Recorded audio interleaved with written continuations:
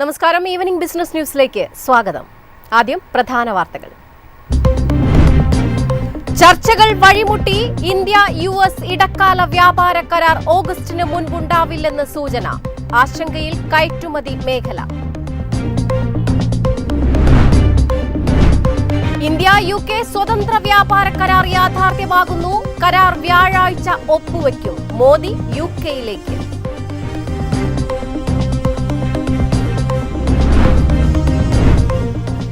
Emerging വിപണികളിൽ ഏറ്റവും സുരക്ഷിതമായ വിപണി ഇന്ത്യയുടേതെന്ന് JP മോർഗൻ. ഈ വർഷം ഇന്ത്യ ഏറ്റവും ഉയർന്ന GDP വളർച്ച കൈവരിക്കുമെന്നും പ്രവചനം. രാജ്യത്ത് സാമ്പത്തിക സേവനങ്ങൾ കൂടുതൽ വ്യാപകമായതായി റിസർവ് ബാങ്ക്. ഫിനാൻഷ്യൽ ഇൻക്ലൂഷൻ സൂചിക 67 നിലവാരത്തിലേക്ക് ഉയർന്നു. റഷ്യൻ എണ്ണ വാങ്ങിയാൽ ഇന്ത്യക്ക് 100% തീരുവയെന്ന് US. മുന്നറിയിപ്പ്. പട്ടികയിൽ ബ്രസീലും ചൈനയും.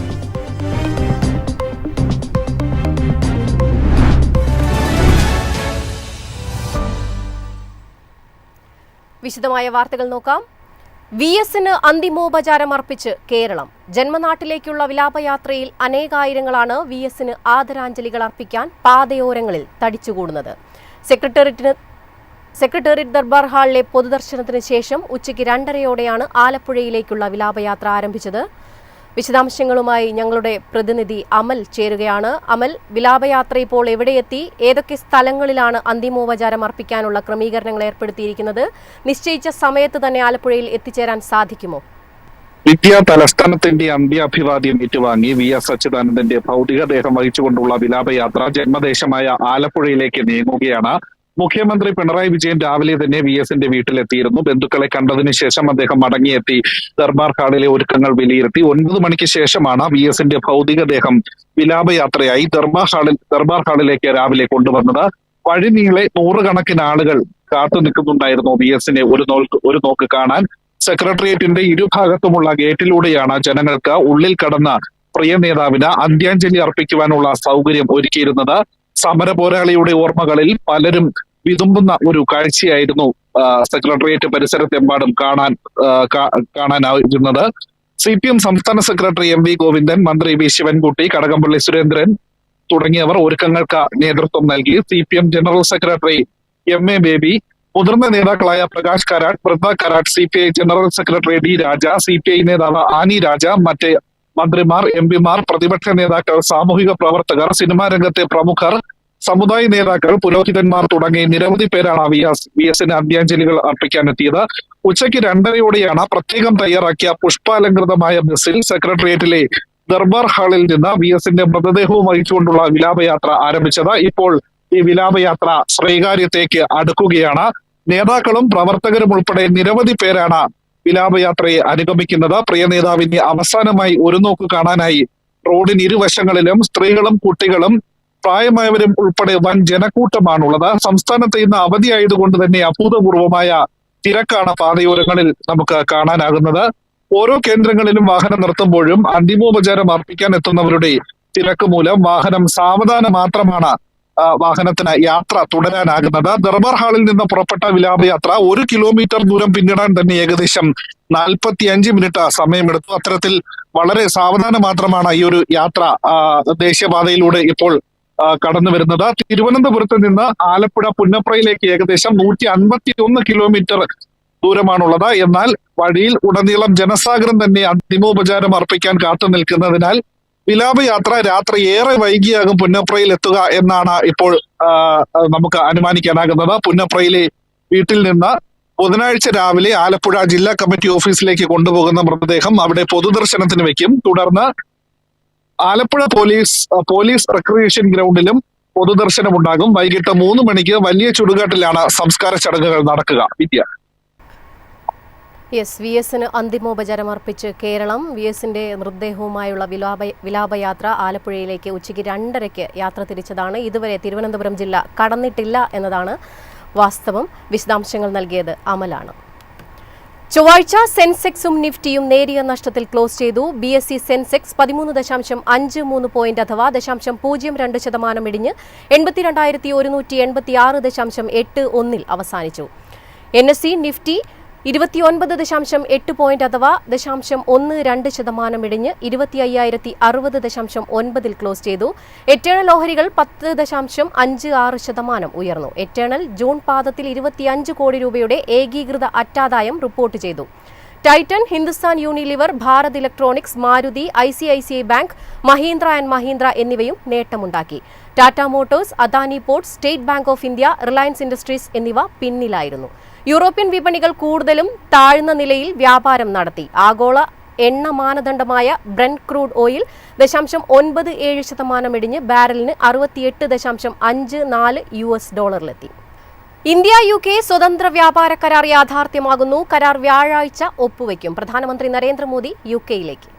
ദ്വിദിന സന്ദർശനത്തിനായാണ് മോദി UKയിലെത്തുന്നത്. കരാറിന്റെ നിയമാവലോകനമാണ് ഇപ്പോൾ നടക്കുന്നതെന്നും വിദേശകാര്യ സെക്രട്ടറി വിക്രം മിശ്ര വ്യക്തമാക്കി. കരാർ വരുന്നതോടെ ഇരു രാജ്യങ്ങളും തമ്മിലുള്ള വ്യാപാരവും തൊഴിലും നിക്ഷേപവും വർദ്ധിക്കും. ഇരു രാജ്യങ്ങളും തമ്മിലുള്ള വ്യാപാര ബന്ധം മെച്ചപ്പെടുത്തുന്നതിനൊപ്പം പല ഇനങ്ങളിലും പരസ്പരം നികുതി കുറയ്ക്കുകയും ചെയ്യും. കരാർ പ്രകാരം ഇന്ത്യയിലെ വാഹന വിപണിയിലേക്ക് ബ്രിട്ടീഷ് വാഹന നിർമ്മാതാക്കൾക്ക് സുഗമമായ പ്രവേശനം ലഭിക്കും. മാത്രമല്ല UKയിൽ നിന്നുള്ള വിസ്കി, അത്യാധുനിക ഉപകരണങ്ങൾ, ഭക്ഷ്യവിഭവങ്ങൾ എന്നിവയ്ക്കും ഇന്ത്യയിൽ നികുതി കുറയും. ഇതിനു പുറമെ ഇന്ത്യയിലെ ടെലികോം, ബാങ്കിംഗ്, ഇൻഷുറൻസ് രംഗത്തേക്കും ബ്രിട്ടീഷ് കമ്പനികൾ എത്തിയേക്കുമെന്നും സർക്കാർ വൃത്തങ്ങൾ പറഞ്ഞു. US-ഉമായുള്ള വ്യാപാര ബന്ധത്തിൽ അനിശ്ചിതത്വം നിലനിൽക്കുന്ന പശ്ചാത്തലത്തിൽ ഇരു രാജ്യങ്ങൾക്കും നിർണായകമാണ് സ്വതന്ത്ര വ്യാപാര കരാർ. മാത്രമല്ല യൂറോപ്യൻ യൂണിയനിൽ നിന്ന് പുറത്തു കടന്നതിന് ശേഷം UK സംബന്ധിച്ച് ഏറെ അത്യാവശ്യമായിരുന്നു ഇന്ത്യയെപ്പോലൊരു വിപണി ലഭിക്കുക എന്നത്. News desk, MyFin TV. Emerging വിപണികളിൽ ഏറ്റവും സുരക്ഷിതമായ വിപണി ഇന്ത്യയുടേതെന്ന് JP മോർഗൻ. ഈ വർഷം ഇന്ത്യ ഏറ്റവും ഉയർന്ന GDP വളർച്ച കൈവരിക്കുമെന്നും പ്രവചനം. ആഗോള വ്യാപാര അനിശ്ചിതത്വങ്ങൾക്കിടയിൽ പിടിച്ചു നിൽക്കുന്നത് ഇന്ത്യൻ വിപണിയാണ്. കരുത്തായത് ആഭ്യന്തര ഘടകങ്ങളാണെന്നും റിപ്പോർട്ട് പറയുന്നു. കുറഞ്ഞ പണപ്പെരുപ്പം, പണലഭ്യത, സർക്കാരിന്റെ വായ്പാ സബ്സിഡി പദ്ധതികൾ എന്നിവയെല്ലാം വിപണിയെ പിന്തുണയ്ക്കുന്നു. ഭൗമരാഷ്ട്രീയ സംഘർഷങ്ങൾക്കിടയിലും മികച്ച GDP വളർച്ച കൈവരിക്കുമെന്ന് പ്രതീക്ഷിക്കുന്നുവെന്നും റിപ്പോർട്ട് വ്യക്തമാക്കി. ഇത്തവണ സാധാരണ മഴക്കാലമാണ് പ്രതീക്ഷിക്കുന്നത്. ഇത് കാർഷിക മേഖലയ്ക്ക് ഉണർവേകും. ഇതോടെ ഗ്രാമീണ മേഖലയുടെ ഉപഭോഗ ഡിമാൻഡ് ഉയരും. ഗ്രാമീണ സമ്പദ് വ്യവസ്ഥയിലെ വീണ്ടെടുക്കൽ പ്രകടമാവും. കൂടാതെ വിപണിയിൽ നിന്ന് വിട്ടുനിൽക്കുകയായിരുന്ന ചില്ലറ നിക്ഷേപകരുടെ തിരിച്ചുവരവും വിദേശ നിക്ഷേപ ഒഴുക്കും ഇന്ത്യക്ക് തുണയാവുമെന്നും റിപ്പോർട്ട് വ്യക്തമാക്കുന്നു. India, Korea, Brazil, Philippines, UAE, Greece, Poland എന്നിവയുൾപ്പെടുന്ന MSCI സൂചികയിൽ ഇന്ത്യക്ക് 19% വെയിറ്റുണ്ട്. അതേസമയം JP Morgan over weight rating ആണ് ഇന്ത്യക്ക് നൽകിയിട്ടുള്ളത്. ശരാശരിയേക്കാൾ ഉയർന്ന പ്രകടനം പ്രതീക്ഷിക്കുന്നുവെന്നാണ് ഇതുകൊണ്ട് അർത്ഥമാക്കുന്നത്. News desk, MyFin TV. രാജ്യത്ത് സാമ്പത്തിക സേവനങ്ങൾ കൂടുതൽ വ്യാപകമായതായി റിസർവ് ബാങ്ക് റിപ്പോർട്ടുകൾ. ഫിനാൻഷ്യൽ ഇൻക്ലൂഷൻ സൂചിക 67ലേക്ക് ഉയർന്നു. ജൻധൻ യോജന, കൃഷി ഇൻഷുറൻസ്, വിവിധ സബ്സിഡികൾക്കായുള്ള ഡിജിറ്റൽ സംവിധാനങ്ങൾ തുടങ്ങിയ സാമ്പത്തിക സേവനങ്ങൾ കൂടുതൽ വ്യാപകമായെന്നാണ് റിപ്പോർട്ട്. ഇന്ത്യൻ സമ്പദ്ഘടന ഭാവിയിൽ 5 ലക്ഷം കോടി ഡോളറായി വളരുമെന്നാണ് സർക്കാർ പ്രതീക്ഷിക്കുന്നത്. ഈ വളർച്ചയിൽ സമ്പദ്ഘടനയുടെ മുഖ്യശക്തി ബാങ്കിംഗ്, സാമ്പത്തിക സേവന മേഖലകളായിരിക്കും. അതുകൊണ്ട് തന്നെ റിപ്പോർട്ട് ഇന്ത്യൻ സമ്പദ് വ്യവസ്ഥയ്ക്ക് നിർണായകമാണ്. പുതിയ ഫിനാൻഷ്യൽ ഇൻക്ലുവേഷൻ ഇൻഡെക്സ് റിപ്പോർട്ടിലാണ് റിസർവ് ബാങ്ക് ഇക്കാര്യം വ്യക്തമാക്കിയത്. ഇന്ത്യയിലുടനീളം സാമ്പത്തിക സേവനങ്ങൾ എത്രത്തോളം എത്തിയിട്ടുണ്ടെന്നാണ് ഈ സൂചിക വ്യക്തമാക്കുന്നത്. സാമ്പത്തിക സേവനങ്ങൾ എത്രത്തോളം ആളുകളിലെത്തുന്നു, അവർ എത്രത്തോളം ഉപയോഗിക്കുന്നുണ്ട്, അതിന്റെ ഗുണനിലവാരം എന്നിവയുടെ അളവുകോലായാണ് സൂചികയെ പരിഗണിക്കുന്നതും. 2024 സാമ്പത്തിക വർഷം സൂചികയുടെ നിലവാരം 64 ഇത്തവണ 67 ഉയർന്നത്. ഈ വർഷം 3 മേഖലകളിലും വളർച്ചയുണ്ടായതായി RBI പറഞ്ഞു. കഴിഞ്ഞ നിരവധി വർഷങ്ങളായി ബാങ്കുകളുടെ എണ്ണത്തിൽ മികച്ച വളർച്ചയാണ് രേഖപ്പെടുത്തിയിരുന്നത്. എന്നാൽ വിവിധ സാമ്പത്തിക സേവനങ്ങളുടെ കാര്യത്തിൽ പിന്നിലുമായിരുന്നു. ഇതിൽ നിന്നുള്ള മാറ്റമാണ് ഇപ്പോൾ വ്യക്തമാവുന്നത്. അതേസമയം സാമ്പത്തിക സേവനങ്ങൾ കൂടുതൽ വിപുലമാകുന്നതും വായ്പാ ലഭ്യത വർദ്ധിക്കുന്നതും സർക്കാരിന്റെ ദീർഘകാല ലക്ഷ്യങ്ങളും സമ്പദ്ഘടനയെ മെച്ചപ്പെടുത്തുമെന്നാണ് വിലയിരുത്തൽ. വീടുകളിലുള്ള സമ്പാദ്യം ബാങ്കിലെത്തുകയും ഡിജിറ്റൽ വൽക്കരണവും സമ്പദ്ഘടന കുതിക്കുകയും ചെയ്യുന്നതോടെ സ്ഥിതി ഇനിയും മെച്ചപ്പെടുമെന്നും വിദഗ്ധർ വ്യക്തമാക്കുന്നു. News desk, MyFin TV. Russian എണ്ണ വാങ്ങിയാൽ ഇന്ത്യക്ക് 100% തീരുവയെന്ന് US. മുന്നറിയിപ്പ് പട്ടികയിൽ ബ്രസീലും ചൈനയും. ഒരു മാസത്തിനിടെ ഇത് 2ാമത്തെ തവണയാണ് അമേരിക്ക റഷ്യൻ എണ്ണ വാങ്ങുന്ന രാജ്യങ്ങൾക്ക് മുന്നറിയിപ്പ് നൽകുന്നത്. നേരത്തെ ട്രംപും നാറ്റോയുമാണ് ഭീഷണി മുഴക്കിയത്. ഇത്തവണ മുന്നറിയിപ്പ് നൽകിയത് US സെനറ്ററാണ്. ഇന്ത്യയുടെ പേര് പരാമർശിച്ചായിരുന്നു അദ്ദേഹത്തിന്റെ മുന്നറിയിപ്പ്. റഷ്യയുടെ അസംസ്കൃത എണ്ണ കയറ്റുമതിയുടെ ഏകദേശം 80% ഈ 3 രാജ്യങ്ങളാണ് വഹിക്കുന്നതെന്നും ഗ്രഹാം വ്യക്തമാക്കി. എണ്ണ വാങ്ങുന്നതിലൂടെ ഇന്ത്യ യുക്രൈൻ യുദ്ധത്തിൽ വ്ളാഡിമിർ പുടിന് സഹായം ചെയ്യുകയാണ്. അതിനാൽ 100% തീരുവയായിരിക്കും ട്രംപ് ചുമത്തുകയെന്നും അദ്ദേഹം കൂട്ടിച്ചേർത്തു. അതേസമയം റഷ്യൻ എണ്ണ വാങ്ങുന്ന ഇന്ത്യയ്ക്കും ചൈനയ്ക്കുമേൽ 500% ഇറക്കുമതി തീരുവ ഏർപ്പെടുത്തണമെന്ന് നിർദ്ദേശിക്കുന്ന ബിൽ കൊണ്ടുവരാനുള്ള ഒരുക്കത്തിലാണ് US. ട്രംപിന്റെ പക്ഷത്തുള്ള സെനറ്റർ ലിൻഡ്സേ ഗ്രഹാം, ഡെമോക്രാറ്റ് അംഗമായ സെനറ്റർ റിച്ചാർഡ് ബ്ലൂമെന്താൽ എന്നിവരൊരുമിച്ചാണ് ബിൽ കൊണ്ടുവരുന്നത്. എന്നാൽ റഷ്യ യുക്രൈൻ യുദ്ധത്തിൽ ഇന്ത്യയുടെ നിലപാട് നേരത്തെ വ്യക്തമാക്കിയിട്ടുള്ളതാണെന്ന് കേന്ദ്ര സർക്കാർ ചൂണ്ടിക്കാട്ടിയിട്ടുണ്ട്. News desk MyFin TV. രാജ്യത്തിന്റെ നഗരമേഖലയുടെ വികസനത്തിന് സ്വകാര്യ മേഖലയുടെ പങ്ക് നിർണായകമെന്ന് ലോകബാങ്ക്. 25 വർഷത്തിനുള്ളിൽ അടിസ്ഥാന സൗകര്യമൊരുക്കാൻ വേണ്ടിവരിക $2.4 ട്രില്യൺ എന്നും റിപ്പോർട്ട്. 25 വർഷത്തിനുള്ളിൽ അടിസ്ഥാന സൗകര്യ മേഖലയ്ക്കായാണ് ഈ തുക ചെലവഴിക്കേണ്ടി വരിക. 2070 ആകുമ്പോഴേക്കും ഇത് $10.9 ട്രില്യൺ ഉയരും. ഭവന നഗരകാര്യ മന്ത്രാലയവുമായി സഹകരിച്ച് ലോകബാങ്ക് തയ്യാറാക്കിയ റിപ്പോർട്ടിലാണ് ഇക്കാര്യം വ്യക്തമാക്കുന്നത്. 2050 ആകുമ്പോഴേക്കും ആവശ്യമായ നഗര അടിസ്ഥാന സൗകര്യങ്ങളിൽ പകുതി പോലും ഇതുവരെ സാധ്യമായിട്ടില്ല. ഇന്ത്യക്ക് കാലാവസ്ഥാ പ്രതിരോധ ശേഷിയുള്ള വികസനമാണ് ആവശ്യം. വെള്ളപ്പൊക്കം, ചൂട് എന്നിവ നഗരമേഖലയിൽ ചെലുത്തുന്ന ആഘാതം പരിശോധിക്കുന്നതിനായി ഒരു ടാസ്ക് ഫോഴ്സ് രൂപീകരിക്കാൻ റിപ്പോർട്ട് നിർദ്ദേശിക്കുന്നു. സ്വകാര്യ മേഖലയുടെ ഇടപെടലിലൂടെ നഗരമേഖലയിൽ സഹായം എത്തിക്കണം. നഗരങ്ങൾ കാലാവസ്ഥാ പ്രതിരോധ ശേഷി ആർജിച്ചില്ലെങ്കിൽ പ്രതിവർഷ നഷ്ടം $30 ബില്യൺ ആയിരിക്കുമെന്നും റിപ്പോർട്ട് മുന്നറിയിപ്പ് നൽകുന്നു. News desk MyFin TV. ചർച്ചകൾ വഴിമുട്ടി. ഇന്ത്യ-US ഇടക്കാല വ്യാപാര കരാർ ഓഗസ്റ്റിന് മുൻപുണ്ടാവില്ലെന്ന് സൂചന. തുണിത്തരങ്ങൾ, വസ്ത്രങ്ങൾ, രത്നങ്ങൾ, ആഭരണങ്ങൾ, ഓട്ടോ മേഖലയ്ക്ക് 26% തീരുവ വന്നേക്കാം. ആശങ്കയിൽ കയറ്റുമതി മേഖല. ഓഗസ്റ്റ് 1 സമയപരിധി അവസാനിച്ചാൽ സ്റ്റീൽ, അലുമിനിയം അടക്കമുള്ള മേഖലയിലും 26% തീരുവ വരുമെന്നാണ് വിലയിരുത്തൽ. ഇത് മേഖലയിലെ കമ്പനികളുടെ ചെലവ് വർദ്ധിപ്പിക്കുകയും മത്സരശേഷി നഷ്ടപ്പെടുകയും ചെയ്യും. അതേസമയം പ്രതീക്ഷ നൽകുന്നത് ഇപ്പോഴും ഓൺലൈൻ ചർച്ചകൾ പുരോഗമിക്കുന്നുണ്ട് എന്നതിലാണ്. വ്യാവസായിക ഉൽപ്പന്നങ്ങൾ, വാഹനങ്ങൾ, പ്രത്യേകിച്ച് ഇലക്ട്രിക് വാഹനങ്ങൾ, വൈനുകൾ, പെട്രോകെമിക്കൽ ഉൽപ്പന്നങ്ങൾ, കാർഷികോൽപ്പന്നങ്ങൾ, പാലുൽപ്പന്നങ്ങൾ, ആപ്പിൾ, ജനിതകമാറ്റം വരുത്തിയ വിളകൾ എന്നിവയ്ക്ക് ഡ്യൂട്ടി ഇളവുകളാണ് US ആവശ്യപ്പെടുന്നത്. ഇതിൽ ക്ഷീരമേഖലയുമായി ബന്ധപ്പെട്ടാണ് കരാറിൽ തർക്കം നിലനിൽക്കുന്നത്. അതേസമയം 26% താരിഫ് ഏർപ്പെടുത്തിയാൽ രത്നങ്ങൾ, ആഭരണങ്ങൾ എന്നീ മേഖലകൾക്ക് കനത്ത നഷ്ടമായിരിക്കുമെന്ന് Federation of Indian Export Organisation മുന്നറിയിപ്പ് നൽകി. News desk MyFin TV. ഇന്നത്തെ സ്വർണം വെള്ളി നിരക്കുകൾ. സംസ്ഥാനത്ത് സ്വർണ്ണവിലയിൽ കുതിപ്പ്. ഗ്രാമിന് 105 രൂപയാണ് വർദ്ധിച്ചത്.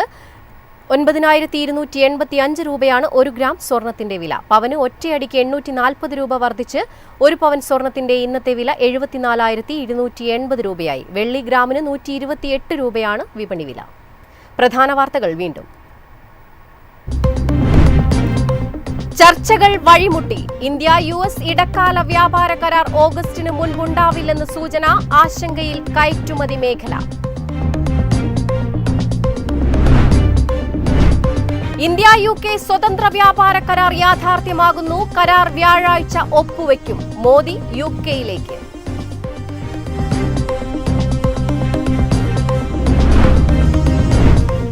എമർജിംഗ് വിപണികളിൽ ഏറ്റവും സുരക്ഷിതമായ വിപണി ഇന്ത്യയുടേതെന്ന് JP മോർഗൻ. ഈ വർഷം ഇന്ത്യ ഏറ്റവും ഉയർന്ന GDP വളർച്ച കൈവരിക്കുമെന്നും പ്രവചനം.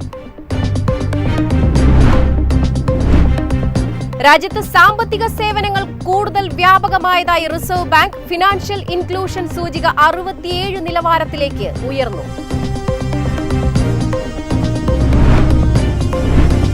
റഷ്യൻ എണ്ണ വാങ്ങിയാൽ ഇന്ത്യക്ക് 100% തീരുവയെന്ന് US. മുന്നറിയിപ്പ് പട്ടികയിൽ ബ്രസീലും ചൈനയും.